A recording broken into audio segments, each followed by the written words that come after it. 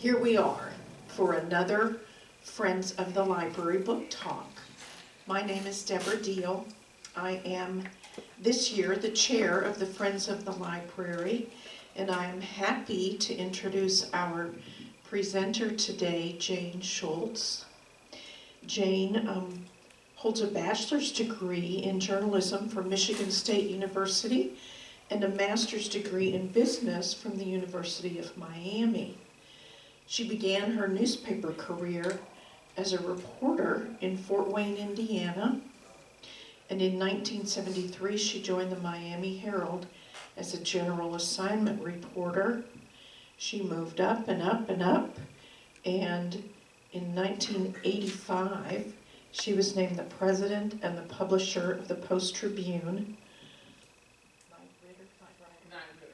Night Reader newspaper, serving Northwest Indiana.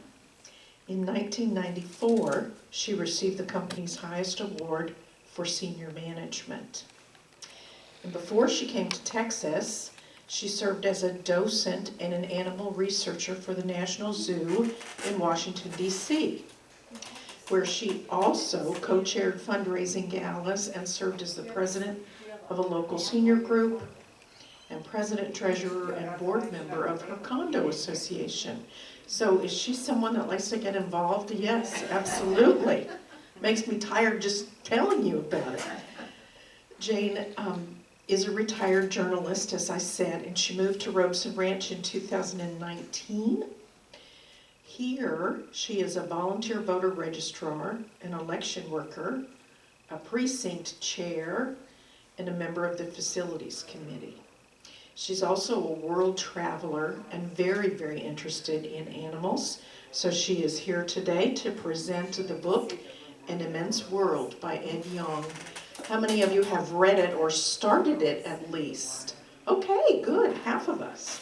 So I introduce you to you, Jane Schultz. Well, thank you, Deborah. Thank you very much, and welcome for coming. I guess I'm not surprised that it's kind of a sparse crowd today, because this book, when I read about the book, I was really eager to read it, and then when I started reading it, I realized I am a very fast reader, okay? And it's nothing for me to sit down and polish off 100 pages of most books in one sitting. I could not do this with this book. You have to read every word. And I have a feeling maybe for some people that was maybe a little much. But anyway, so here we are. Why did I pick this book? Because I've done talks before, and actually I guess I've done nonfiction talks before, although I've also done some fiction talks here.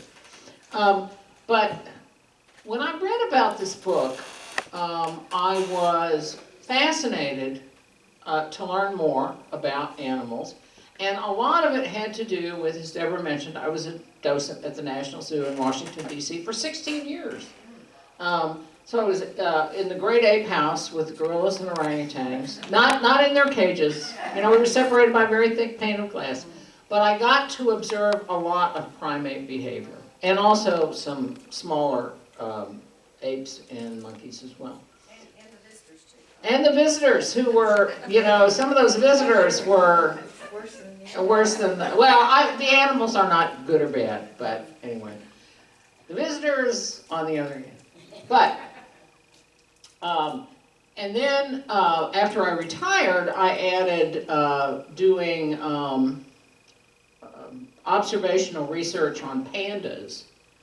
And pandas are so cute, but I have to say pandas are kind of boring because they basically eat and sleep. That is all they do.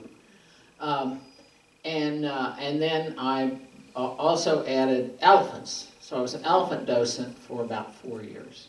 Anyway, so from all of that, from observing those animals all those years, and all of those animals are pretty long-lived, and so it's like, particularly with the gorillas and the orangutans, it was like they became family members. And there was one young male gorilla, his name was Kojo. And when I started as a docent, Kojo was about, I think, 3 years old. So it's, you know, like that, like a 3-year-old.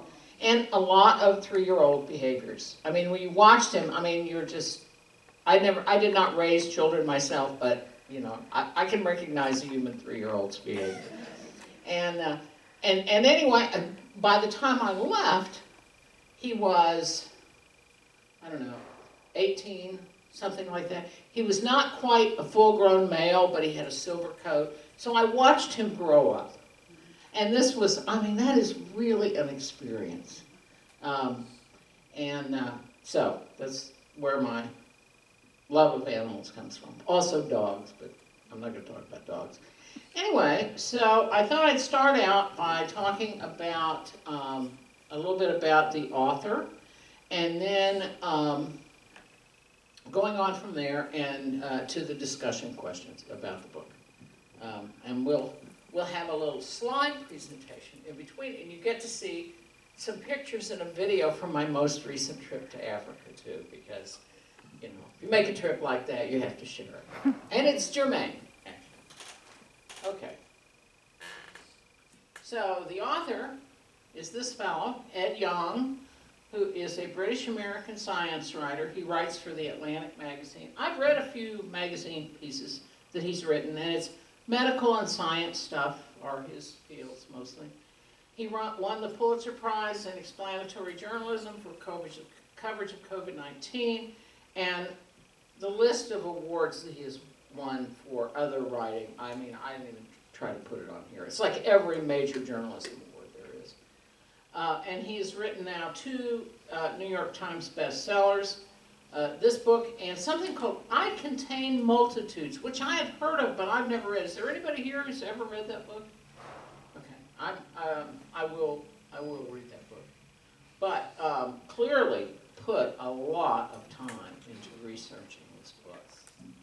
And I went back, I subscribed to the Atlantic, and so I went back and I searched their archives, you know, looking for stories that he had written, and I thought, well, maybe he got, you know, some magazine stories out of this along the way. Some writers will do that. I really didn't see anything that seemed like that, so he must have been quite busy. Okay, so, next.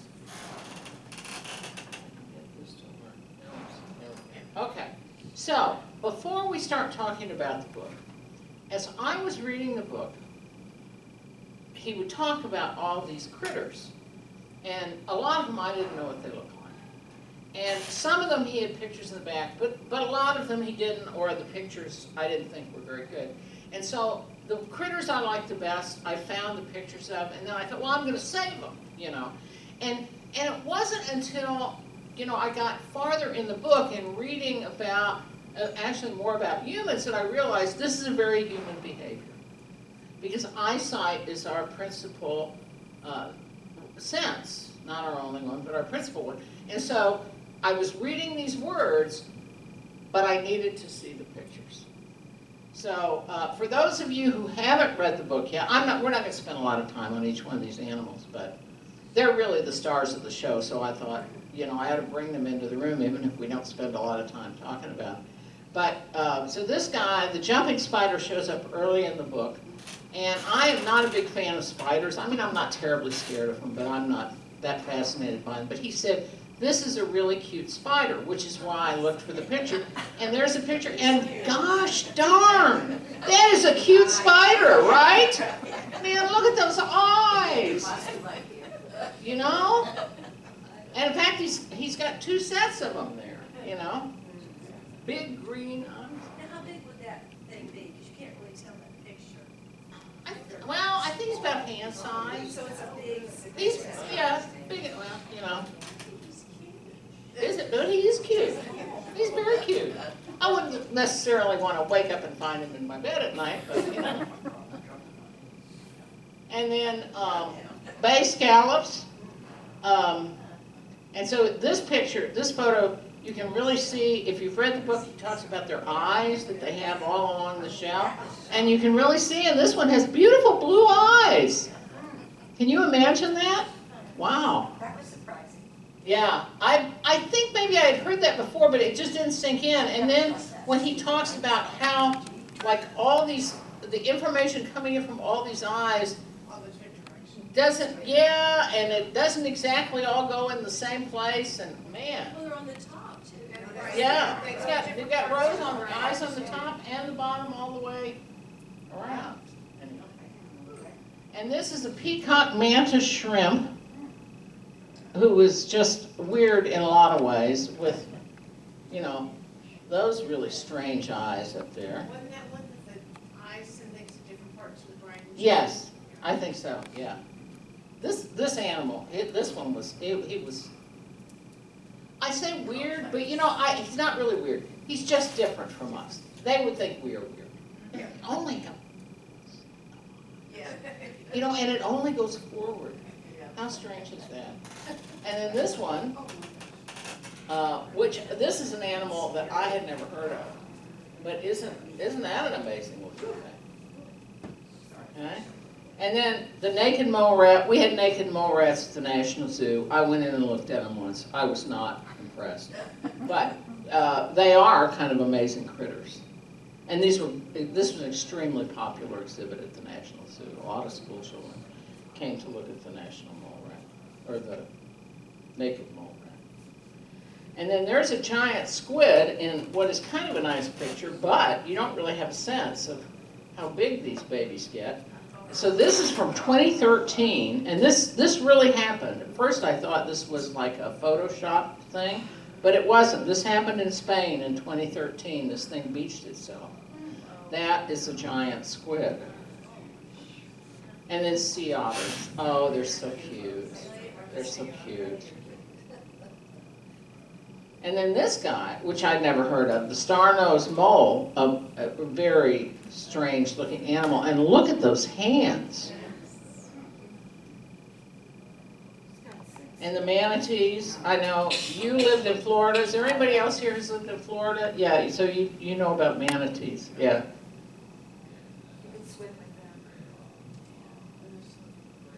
And then tiger wandering spider, which is, I think, bigger than the other spider we saw, at least laterally. And this guy, the red-eyed tree frog from the Amazon, I actually saw some of these. I was in the, I guess that would be the Western Amazon a few years ago, and we saw a couple of these. They're little bitty. And then this is a barn owl. I think we have barn owls here, don't we? Yeah. And this one, he had a picture in the book. What's unique about this one is he had his head upside down. And so there's a picture of his skull, and if you got that far in the book, you know that his ear openings are not the same like ours are supposed to be, but uneven. And for the guy that had his head upside down, they would actually look like that. The kangaroo rat.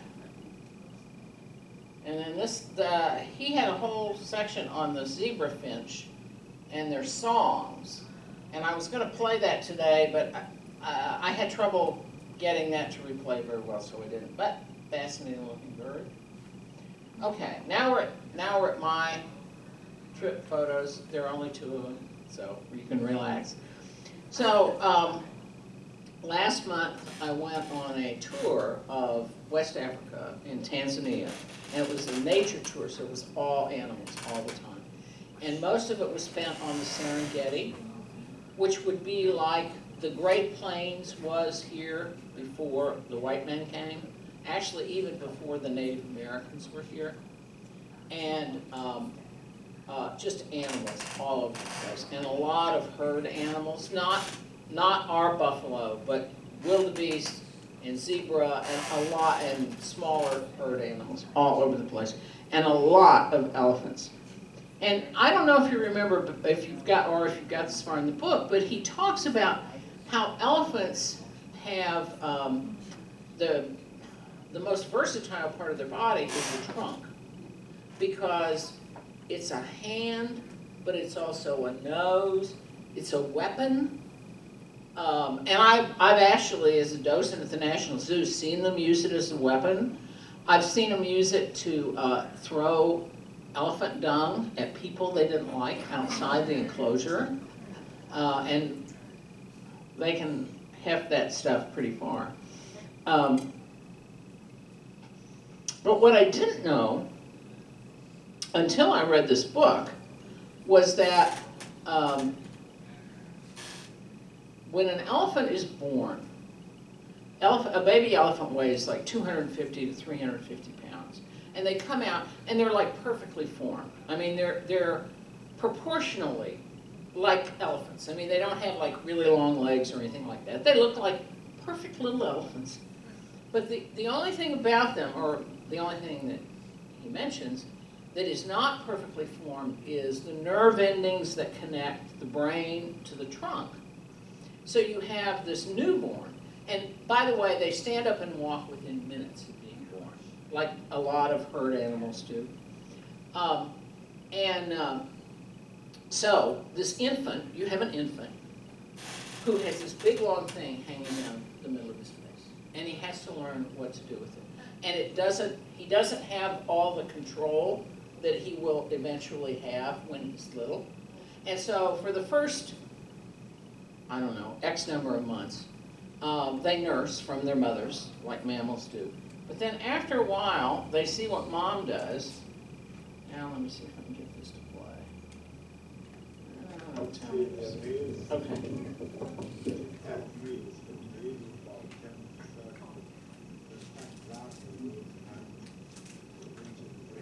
So watch that. This guy is about 3 months old.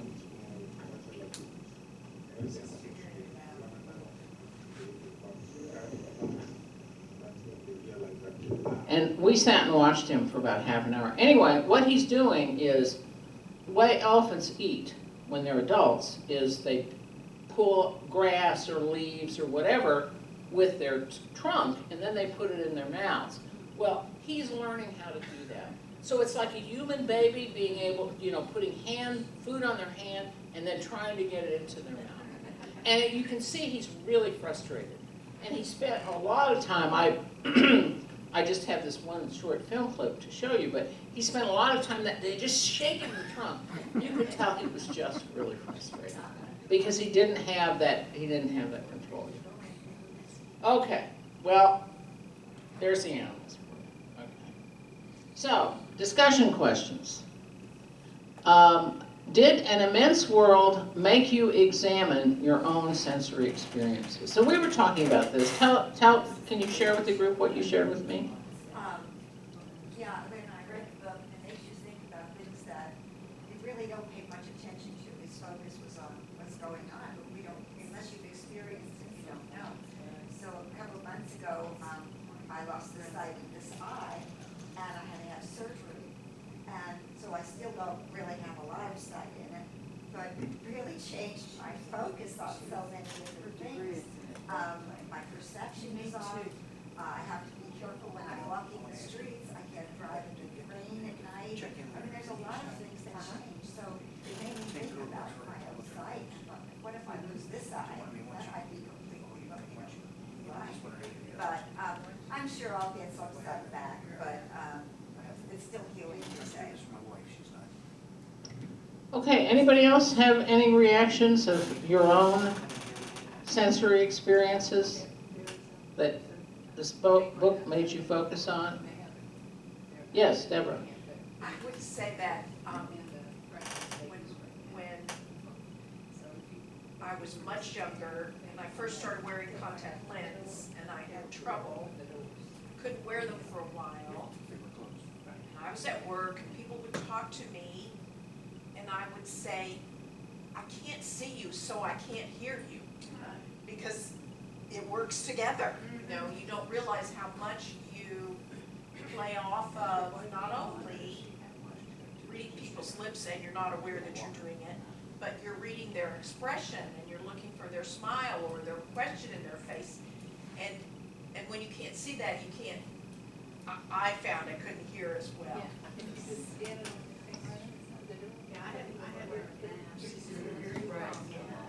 Even if I can read, I still depend on people's Outside the door. to tell what they're saying. And if I can't, if somebody has a mask on, like in the doctor's office, if they're wearing masks, I can hardly ever hear what they're saying, understand what they're saying. my husband's not here, I guess I talk about him. He has to wear hearing aids, and, you know, it's changed how we can relate to each other. I mean, I can't holler at him from one room to the other room. I need to go where he is to talk to him. And sometimes he'll be out in the kitchen in the morning, and I'm trying to talk to him, and finally he'll say, I think I need to go put my hearing aids in. Yeah, well, but it's a different, it certainly changes. I mean, you know, he's somebody I've been talking to for 40 years, so I can really tell the difference. When he's not listening. Well, He's not since he's lost, you know, I was pushing him to go get hearing aid, or get checked, before he got hearing aids. And they say if you don't have, they lose something, and you don't use hearing aids, and it changes something in your brain. Yeah, it does. So If you wait too long, you get them. that You lose concerned the me. ability to Go ever get your hear brain. those sounds, The ability to recognize the sounds, yeah. Here, read this article, honey, and please go get checked. Yeah. Well, I was sharing before the class started an experience that I had in West Africa. And I mean, your senses, I guess this is a lesson in the fact that your senses are working even when you are not. We were in a camp that was in the far northern part of the Serengeti. I mean, the Serengeti is like 5,000 square miles. It's immense. And that's just in Tanzania. It goes on, it's even bigger than that going up into Kenya. Anyway, we were at the northern part of the Tanzania section, in the middle of nowhere. And in this, I have to say, very luxurious camp. But anyway, they told us that there was a pack of hyenas that had a den not too far away from the camp. And so to expect that they would be wandering around the camp at night after dark, okay? And so the rule was when you finished dinner, which was like 8 or 8:30, they would escort you to your room, or to your, I shouldn't say room, to your tent, okay? And these were very luxurious tents. This is not like a little pub tent. You can bring us pictures of those. I know, I'm not going to show pictures of my tent. Yeah, thanks, man. They're very nice. It had hot running water out in the middle of nowhere. But anyway, they would escort you to your tent, and then they would zip you into your tent, and that you were there until like 4 o'clock in the morning when it was time to get up and go on your morning game drive, and you had to call them on the radio and say, tent number 3, I'm ready to come have breakfast. And then somebody would walk out and escort you to the dining tent. But anyway, so it was one night, they walked me back to my tent, and I was by myself, so I'm the only person in this tent. And I go to bed, and I fall asleep right away, just dead tired. And I wake up at like 2:30 in the morning, and every muscle is just clenched. It's just clenched. And my heart is racing. I go from like being sound asleep to wide awake, and I'm just like this. And I kind of look around. There's nothing going on in the tent. I'm alone in there. There's no one, nothing in there with me. And I thought, what is going on? And I couldn't hear anything from the outside at first. And then about 2 or 3 minutes later, I'm lying there going, what is this? I heard this snuffly, grunty sound, and I think it was hyena, because we had seen another pack earlier in the day, and we'd been close enough that we could hear them, and it sounded like a hyena sound. And then I got the smell, and they really stink. They smell, and it's very distinctive, musky, unpleasant, really unpleasant odor. And so I think, and the head of my bed was right against the wall of the tent, the outside wall. And so I think what must have happened is I either heard or smelled this animal in my sleep. And, you know, the primitive Cro-Magnon reflexes kicked in, anyways. So, if you could rely on only one sense, which would be sight, which would it be? Sight, sound, smell, taste, or touch, and why? So for me, it's eyesight. Okay, Yeah, I think, just losing half the sight, you realize how many changes there are. yeah. And what you have, the challenges that you face even now. I think mine would be eyes. Eyes, okay. I think it would be. I had a bad experience from a surgery I had to have. And I didn't know, oh my gosh, I live alone and I was way out in the country. And I thought, oh my goodness, what am I gonna do if I can't see? Mm-hmm. I think it would be sight. Anybody are there any real music fans here? I was wondering if anybody would mention hearing. Anybody who plays a musical instrument? Okay. If a child is born totally blind and another child is born totally deaf, the totally deaf child has a lot more trouble adjusting than the Really? totally blind child. Really? Do you know why that is? Yeah, they can't get any perspective on what's going on around them, whereas blind people, you can tell them what's going on. Uh-huh. But it's totally blind and totally deaf. Ah, If you okay. have a little bit, it makes Interesting. a difference. Interesting. Another thing about speech, children in kindergarten and first grade right now are requiring a lot more speech therapy because of people wearing masks when they were developing language. Mm-hmm. It's kind of interesting. Oh, really? Everything else. Wow. You started. I just can't understand how you could lose your sense of touch. How could you orient yourself even to where, I mean, is that possible? You mean it's possible to lose your sense of touch? Yeah, I mean, your hands, you could, your feet, you could. Yeah. But- No, there's something, and now I'm not gonna remember what it's called. My husband had it, and he didn't completely lose it, but his sense of touch in his feet and lower legs. Neuropathy. Neuropathy, yeah, yeah. But that's not all over your. No. Well, it can Depends happen, on I guess it can happen anywhere, and most commonly, it's your feet and your lower legs. And then there is things that people can't feel pain. Mm-hmm. There is this condition where people can't feel, and you can injure yourself really bad. Badly, if you can't feel pain. If you touch something hot, you don't feel the heat or the pain, and you burn yourself really bad. That is the thing. Okay. I've had reoccurring, Oh, go ahead. And I've then had I'll- reoccurring positional vertigo. And Mhm. you lose your sense kind of where you are and that's difficult. The thing I was going to say is that you think of a child beginning their life and a person at the other end of the spectrum. And I think the first and last sense that they have is touch. Wow, yeah, that's probably true. Yeah. When a person is in a coma and getting ready to pass, the last thing they lose is their hearing. So if you're talking to somebody who's dying, you still can talk to them and they'll hear you. Yeah, when my husband was dying, he couldn't see. I knew he couldn't see what was going on, but I could tell that he could hear. He could hear my voice and his daughter's were there, and I could tell he could hear us. And his facial muscles would kind of react to what we said, even though he couldn't speak. Okay?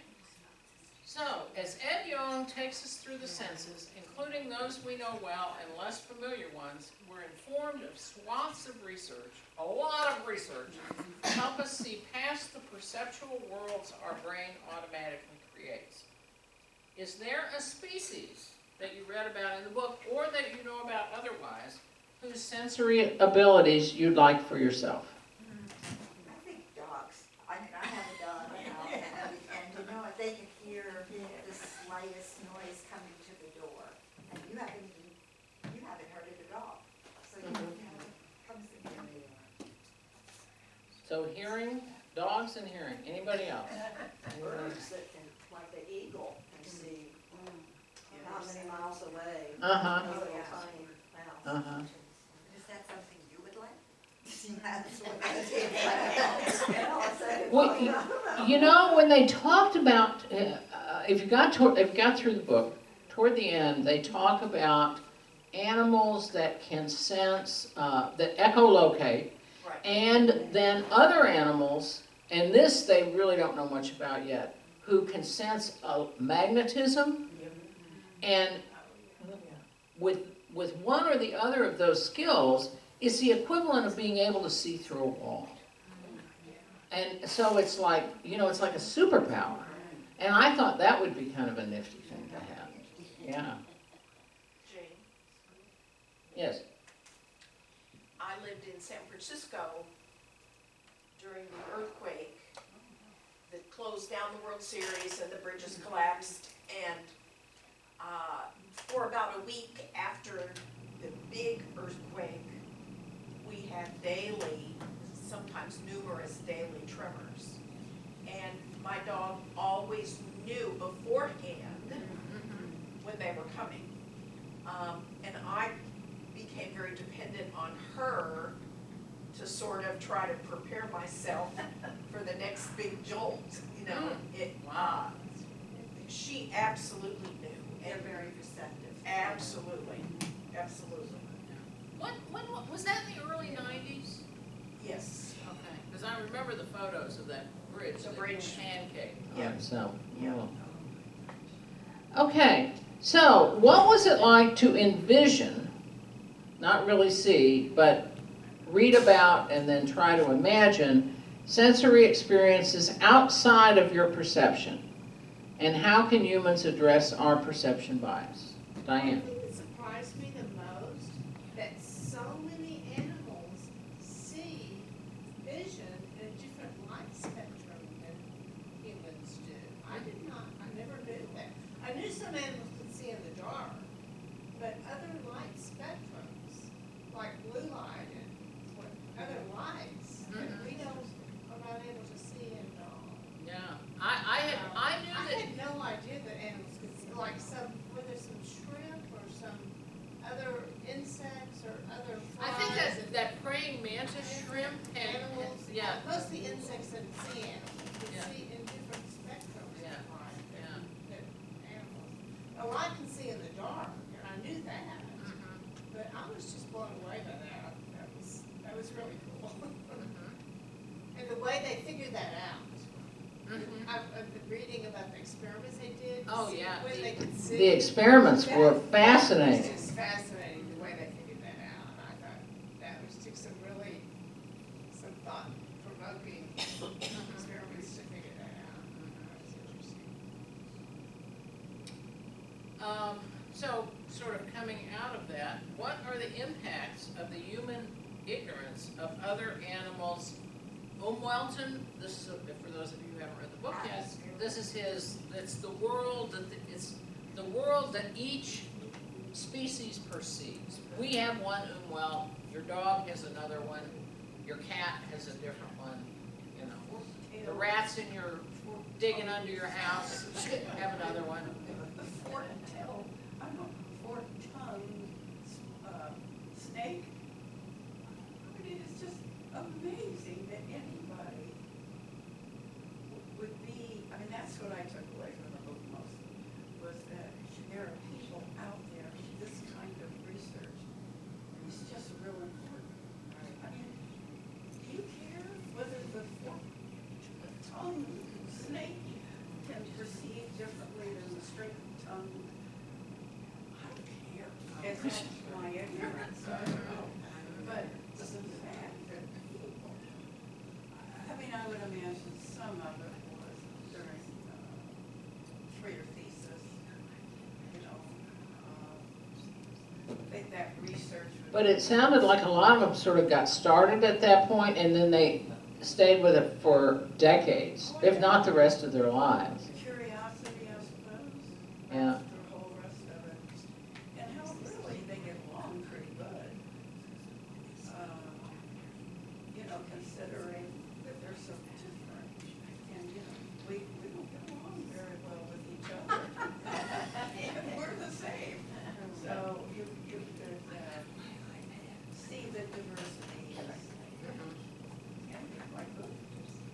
one of the things that I thought about, this book made me think about, and this is not something I've ever really thought about.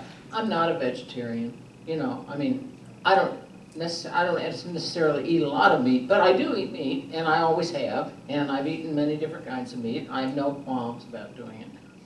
But somehow or other, reading about all these different ways of sensing the world sort of made these animals more real to me, you know, and so I started thinking about, well, gee, you know, I mean, they really are beings too. I mean, this sounds like, well, gosh, you should have figured that out when you were 5 years old, but, you know, I mean, we think of ourselves as, you know, being at the top of the food chain. We're not, but, yeah. But, so anyway, I thought a lot about that whole concept as I read this book, and I particularly thought about meat eating, and is that really justified? And then as I got toward the end of the book, what I realized is that what all these very different animals seems to have in common is there were two things that they used their amazing sensibilities for. And one of them was to get food. And they were eating each other. Yeah. And the other one was to reproduce. Which is, you know, if you stop to think about it, I mean, what else is there? You eat, you reproduce. I guess there's waste elimination, but we don't need to talk about that. Anyway, okay. Any other thoughts about human ignorance of animals' senses? Did they talk about the octopus at all? I didn't read the book. Oh. Did he talk about it? Yes. Yeah, they did, and the squids, octopus and squid, and yeah, a lot. An octopus has a brain in each one of his arms, and they can multitask. We can't multitask very well. No, I mean, you need to read it, because there's like a whole chapter on octopus and squid. Okay. Okay, more than you ever wanted to know about octopus and squid, yeah. And they're, I mean, it's just kind of amazing to think about that you could sense the world, but it doesn't all come up here. It stays, you know. Which is the animal that was a sea creature that had his eyes in his rear end area? Oh, yeah. I don't remember which one that was. There was- But I mean, they had, Remember that? you know, they were in their kneecaps and their elbows and Yeah. their feet and, Was that a squid? I don't remember which one Yeah, it because was. the squid I don't know. goes that way and the tentacles are behind But it, they- and the yeah, they eyes had- are in the tentacles. yeah, Yeah. yeah. So, that yeah, was it. it must be the That squid. was it,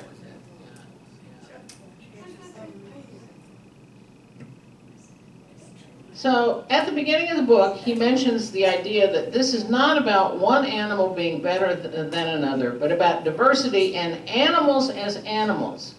Do you agree with this? And if so, did your opinion change as you read the book?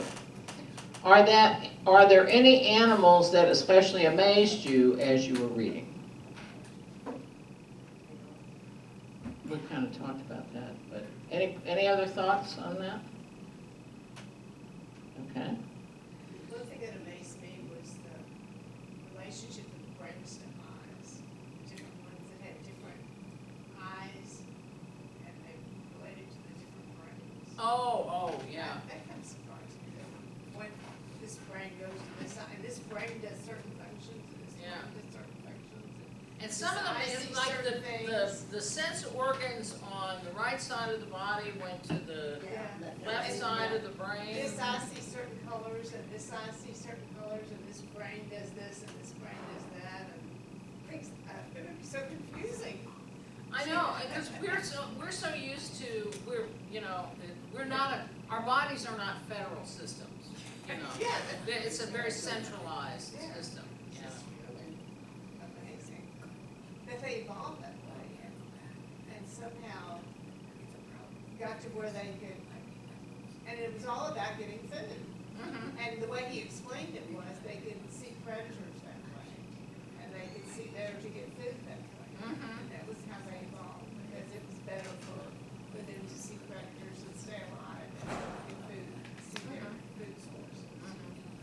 Yeah, I've got a question later on, but we can talk about it now. My understanding of evolution was really affected by this book. Because I thought, like Diane is pointing out, it really pointed out how the ability to see a certain way, or hear a certain way, or have a sense of touch in a certain part of your body determined whether you were going to survive or not. And, you know, and the ones that had more of whatever that was were the ones that survived and had more offspring. And I mean, that is really just common sense, but to me, it was just made the whole concept of evolution so much more real and immediate. Why things evolved as they did. Mhm. Not that they evolved with certain characteristics. Mm-hmm, mm-hmm, in order to survive. yeah. I can remember some years ago, having a friend say, well, you shouldn't put human emotions in animals.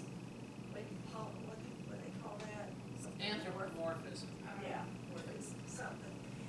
But you know, the more I see these little videos where dogs have saved people, or they've trained to do things, I mean, there is a care for this person who's taking, I mean, from the animal cares about the person who's taking care of them. Now, maybe, Dogs have empathy. is it our same kind of love? Not all Maybe not, animals but have there are feelings there. Yeah. And Richard was recently telling me about one he saw where there's a little kid crawling out into the road, and the dog goes out in the street and barks to get the cars to stop and get somebody to get out, get this kid that shouldn't have been there in the first place, but anyway. When- You know, they have thoughts, they have feelings. When I was at the National Zoo, I told you I spent many years with gorillas and orangutans. And particularly the gorillas, when their outdoor yard was like it was very large, but it was kind of like a big hole. So there was the building where they were, and then they went down, and the outdoor section was down below, and then the humans are standing up at ground level with a little like stone fence here. So I'm going to say the gorillas are down in a pit. I mean, it was huge and it had grass, and it was a very nice pit, but it was a pit. And so the big thing that we always worried about, I mean, first of all, was human beings throwing trash into the pit, which they did. And unfortunately, the animals then would try to eat it, which could make them very sick or even kill them. But there was also the problem of humans, particularly younger ones, falling in. Now, that never happened at the National Zoo when I was there, but while I was there, I think it was in Cincinnati, it was either Cleveland or Cincinnati, I think it was Cincinnati, there was a very young child, let's say 3 or 4 years old, who fell into a gorilla yard like that. And gorillas are trained, and a lot of, I think the orangutans were too, but the gorillas are trained, if something foreign lands in their yard, whether it's a person or a Coke bottle or whatever it is, that they give it to their keeper, okay? And then the keeper gives them a food reward, like a grape, which is, they love grapes. But what happened when this child fell into the gorilla pit in Cincinnati was that a gorilla picked it up and took it to the keeper. And what was written in the press was, oh, wasn't that a sweet gorilla? But the fact of the matter is that gorilla had been trained and rewarded with a lot of grapes over the years to do that. Now, maybe he or she, I think it was a female who did this. I mean, maybe they felt something. I don't know, didn't talk to them. But you know, they're trained to do that. On the other hand, we had a female gorilla who had given birth herself to 6 babies, all survived. All at once? No. This is I mean, all- over the years. Okay. And, yeah, no, not all at once. But, and had been a foster mom to a seventh. So she was a professional mom. I mean, she was, I guess, when I was there, so when I left, she was about 36 or 37 years old. She's old at that point. But she had been popping out a baby like once every 3 or 4 years, which they do. I mean, this is very natural, okay?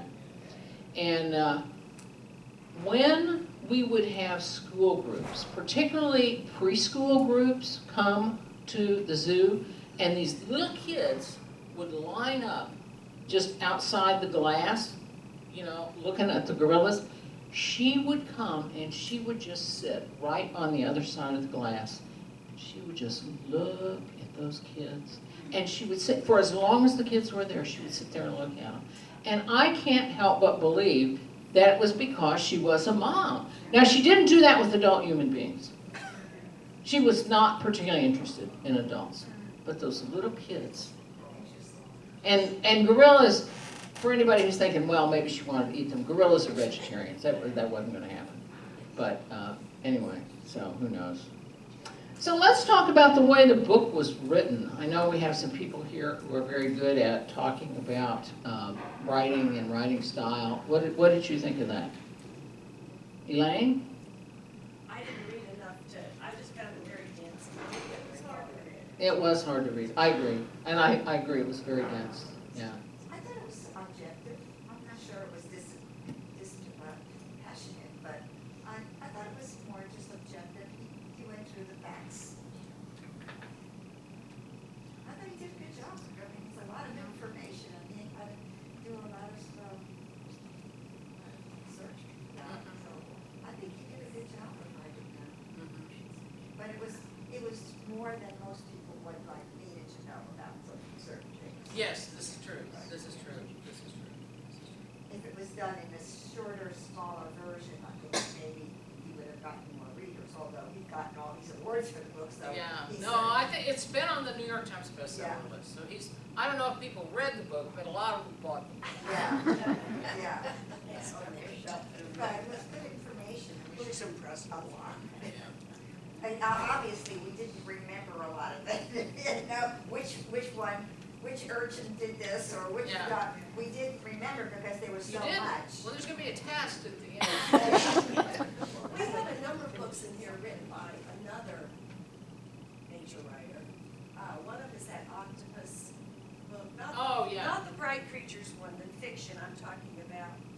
The one, yeah, I know. I'm The about Soul of an halfway through that Octopus book. I is still haven't finished it. And she has written like 30 books. Mhm. I've read one about her pet pig that she thought was gonna be a miniature that 700 pounds later she realized was not. And but she's written books about porpoises and lions and different books. And those are on a level that you learn some of this stuff, but it's a much more personal, easy to read. Yes, yeah, that book, I don't remember her name, but I'm maybe third or halfway through that book. It's, her name is Cy Montgomery. Yeah. And she had done a book, for adults. And what she learned from different creatures, about how to be a good person. And then they took it and made a children's book, Becoming a Good Creature. And I thought, oh, you've got to get that, even though we don't have a lot of children here reading books, but, you know, we do have children that visit. So, if you see any of her books, we've got one she did about turtles, we've got several, and they're fun to read, and you get, like you said, maybe kind of as much as you want to know about these senses and how they interact with people. I mean, that pig was amazing. It's empathy for the kids that wanted to play with it. Yeah, when I lived in Miami, which at the time was overwhelmingly Cuban, and pork is really important in the Cuban diet. And so it's not uncommon for someone to get a piglet for Christmas. And the idea is that you feed them for like 6 months or a year, and then you take them to the slaughterhouse, and you have ham and all the rest then for another year. Like what we do for Thanksgiving with the turkeys. With the turkeys. But, so I had a friend of mine, a woman that I worked with at the paper, who, somebody gave their family this little pig and for Christmas. And they fell in love with the pig, and they kept it in their house. And of course, the pig just got big. It was a male pig. It wasn't a sow, it was a male, so it just got bigger and bigger. And it was like a dog. And it would come to, when they came home in the evening, it would come and greet them, and it just, they loved this pig. And eventually it got so big that there were very few places it could go in the house, but it could get in and out of the bathtub, and it loved the bathtub. And then it just was so big that they couldn't even do that. So fortunately, her husband ran a construction business. So the pig moved, he had a fenced-in yard where they kept the equipment and the trucks. So the pig moved out there to live, and it was like a watch pig for the construction. So, anyway, I've never felt that for a pig, but she did. They can be very therapeutic. Yes. Because you can rub their belly and. Oh, okay. No, they loved, she would come into the office in the time that they had that pig was at home for like 2 years with them. And they lived in an older part of the city in a 2-story house, and the pig went up and down the stairs. I mean, it was just, it was amazing. Well, Si's pig was outside, but when this pig got near its later years and was ill, and her mother was ill across the country, she was torn which place to go. Let me just say, she loved her pig too, Yeah. but her mother did win out. Anything else about the writing of the book that you think is worth commenting on? It was very much like almost an encyclopedia. Yes, yeah. Yes, it was. Maybe too much so. Academic. Maybe too much so, yeah. Although one thing that he did do, and because I was a journalist and I wrote in the beginning a lot, less so as I moved into management, but when you have a story to write that's about a process, one way to start that story and pull people into something that's about things that are not people is to find a person and have that person either tell the story or use something that has happened to them to introduce the story and get them into that. And he used that a lot. After a while it's a really good technique. I've used it a lot myself.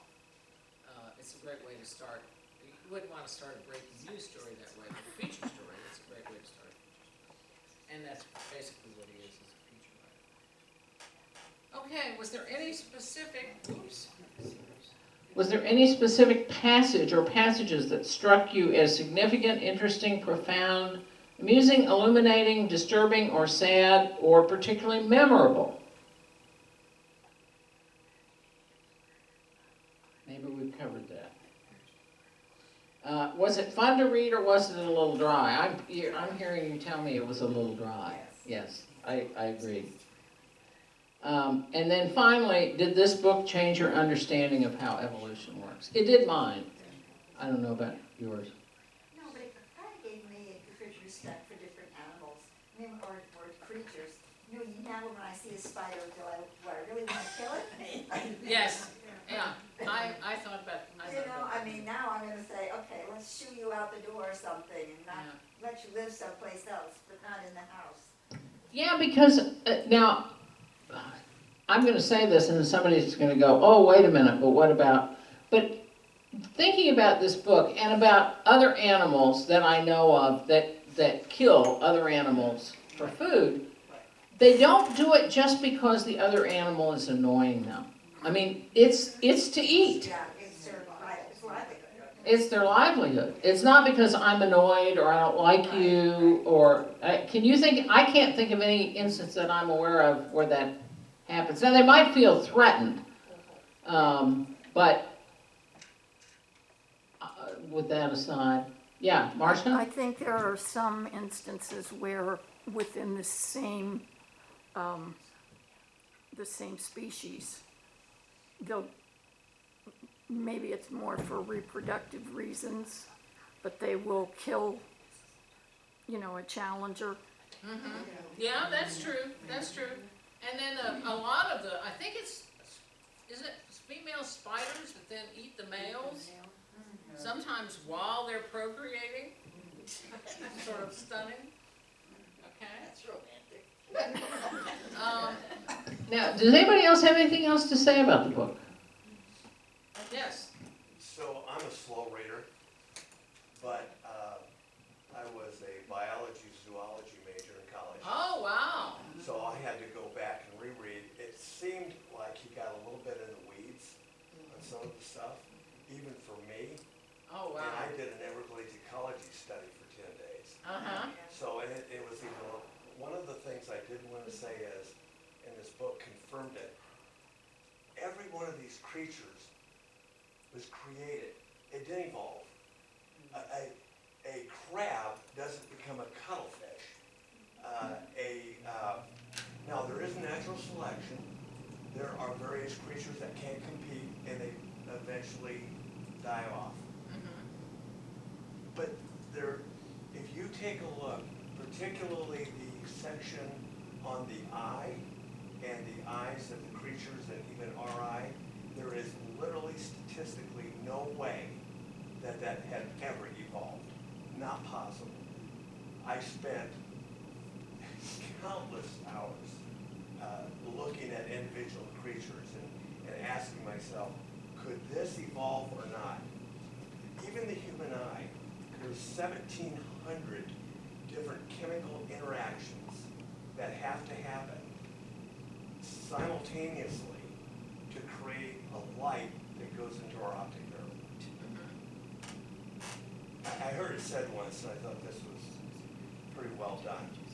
And they said the probability of that evolving, our eye, is the same probability that a tornado hit a junkyard in Wichita, and the tornado went through and it created a fully operational F-14 jet.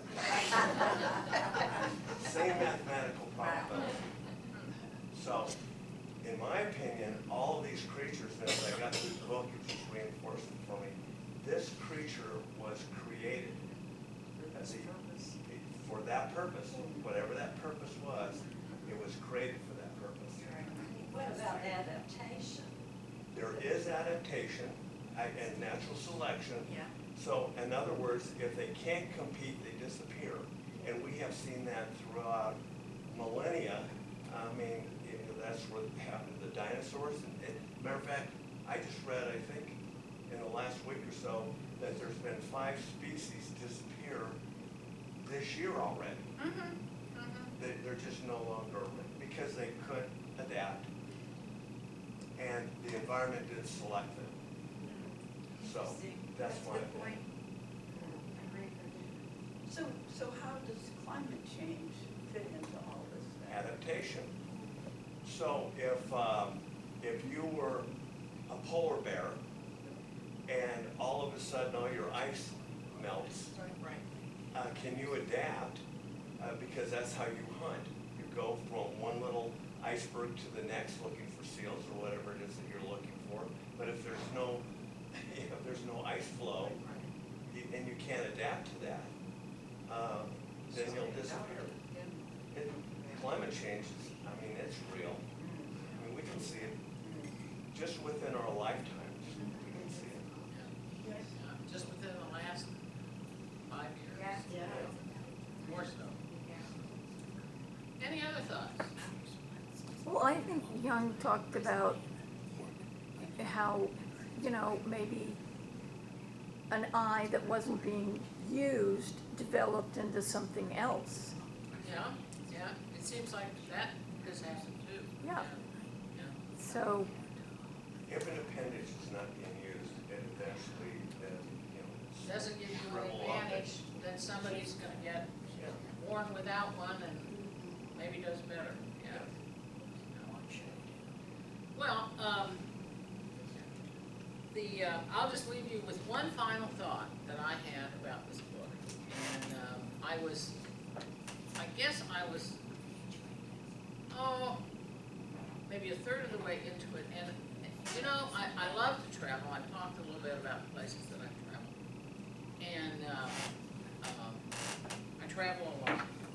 And so reading this book to me and finding out about the way, it essentially, that all the billions of other creatures on this planet, each one of them is living in its own umwelt, its own space, is kind of like finding out that there are thousands of other countries on the planet, and you can't visit any of them. You can't go there, you know, because you can never experience the world. Well, even with a map, you can understand maybe how they function. But you can never, you can never see the world through their eyes. You can never walk a mile in their shoes with the eyes on the bottom of their feet or whatever. Yeah. Anyway, so I just thought, it was kind of a sad feeling, you know, that there was all this out there going on that you could just never be a part of or really know. I kind of felt, I had more respect for all the animals, or all the creatures. Yeah. Because you didn't know about them, you said, wow, that's wonderful that I didn't know it did such a wonderful thing or had the ability to do something. So to me, it was more exciting that it was, I'm more respectful of them. Maybe even more empathy for them. Yes, yeah, I felt that too. And that they have less superiority for sure. I don't know, I'm not sure they would agree with you. In some ways, animals have some things that we don't have in some areas. Mm-hmm. In some areas, I mean, not a level of superiority, but just different levels of ability. That's true. Okay? 30 seconds for one last thought? They're reading